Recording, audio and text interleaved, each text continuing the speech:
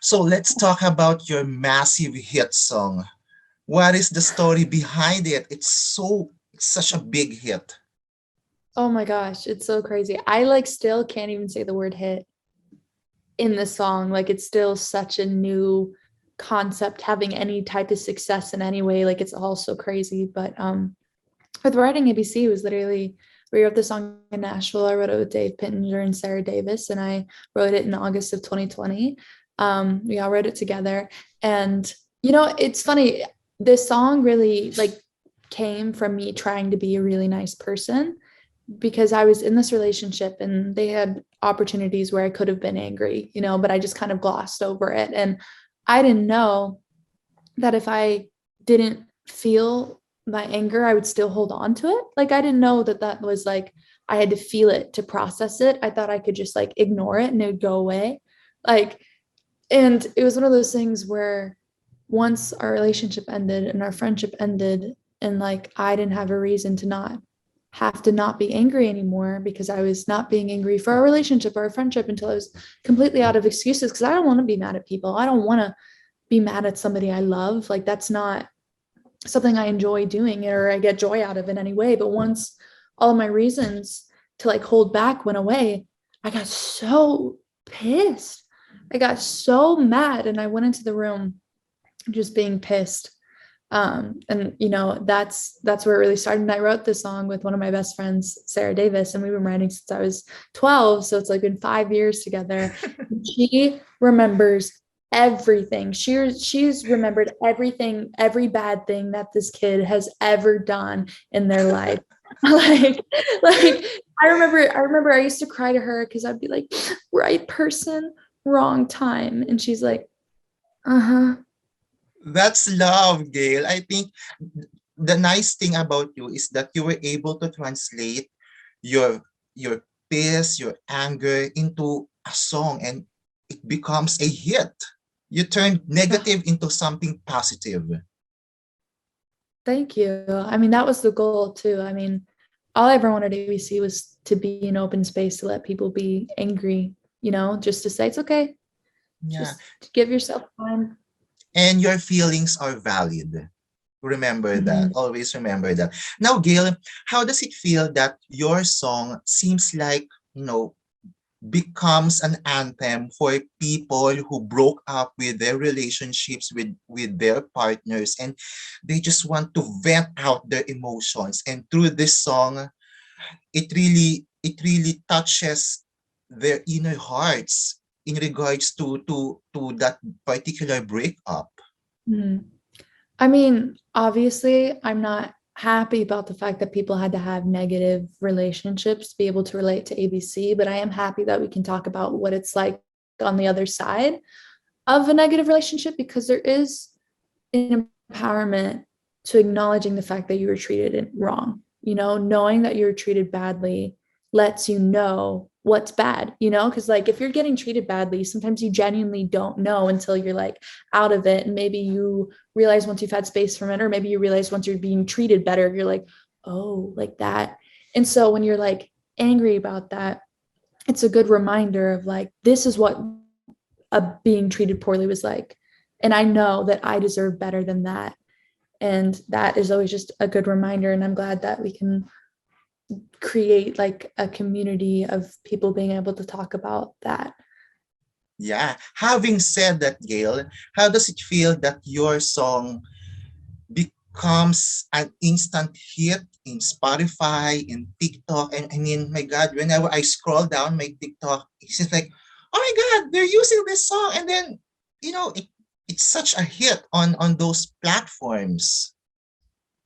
Yeah, I mean, it's so crazy. It's not something that I ever really like expected to happen or could have predicted to happen in any way. Like this was just a song that was like funny to me. I was angry, and then once I kind of like processed my anger, it was kind of like a funny song to me, because it's like the using the alphabet, and I'm just telling my ex to like F off and everybody but your dog. And so I wasn't necessarily expecting it to do what it did in any way, but I'm obviously very happy that it did, but it's still so crazy.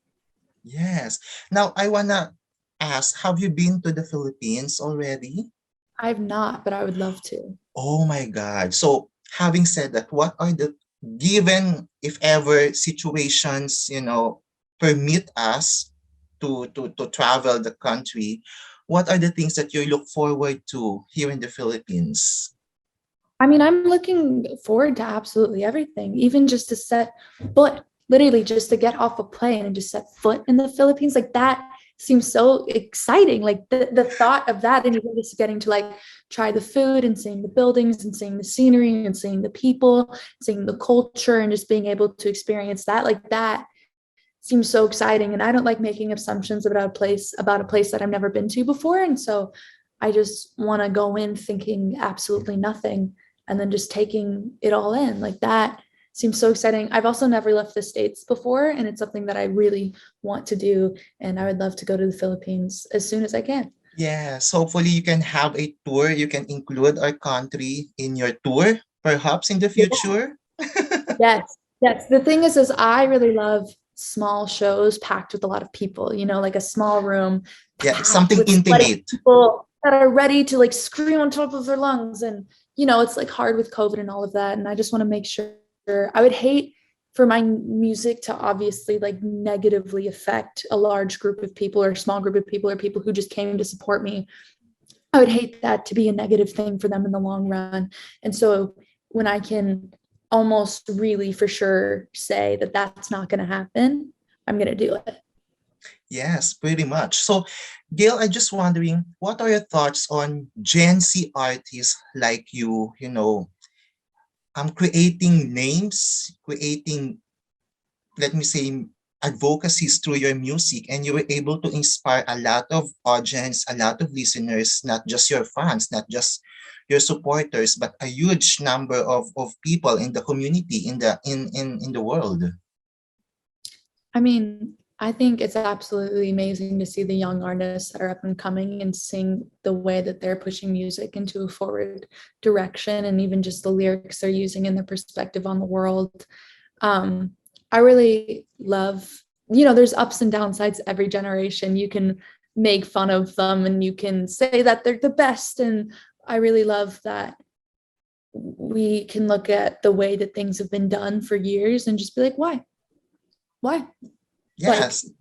and so I'm really excited to just see the changes that we can make, the younger generation can make, and just excited to see how the world's going to evolve.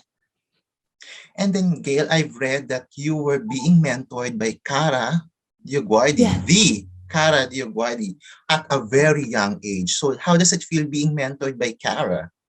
I mean, it feels great. I mean, what I love about her is what I love about music is that there's always something to get better at. There's always something that you can improve at, and it's your choice on what you want to get better at. Whether you want to become better at playing instruments, better at singing, better at producing, music theory, there's always something you can get better at. And I really wanted to get better at songwriting, and she's an amazing songwriter. But what I love is she never did anything for me. Like she would never see a song that she didn't like and just rewrite it for me. She would tell me what is wrong with the song, like why it has no integrity, why it's not going to stand the test of time, why it doesn't say anything special. And I really always appreciated her feedback. And she's a very smart and talented person, and I'm very glad that I get to have her opinion. Well, speaking of great artists like Cara, who are the artists that you want to collaborate with in the future? There's an amazing artist named Upsal. She's incredible. That I'd love to collaborate. Justice Bennett, a girl named Blue the Tiger. She's awesome. Ty Verdes, Phineas would be incredible. Um, Julie Michaels would be Okay. insane. Holly Humberstone's also great. Yeah, I mean, there's so many more, but that's a small Yeah. few.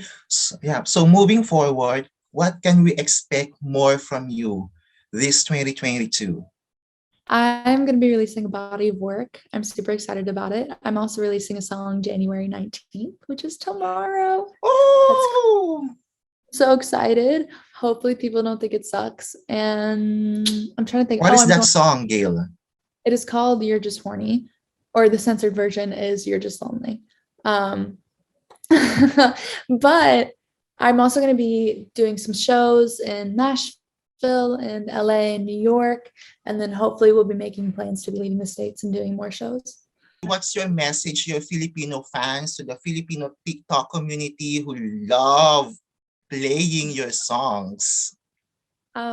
My message is I love you and I appreciate you, and stay you and do what makes you happy, because your happiness is what matters the most. Exactly, exactly. That's the truth. Thank you so much, Gayle, and we look forward to see you here in the Philippines Thank in the you. future. And yeah, just keep safe and continue to produce good music. I will try my best.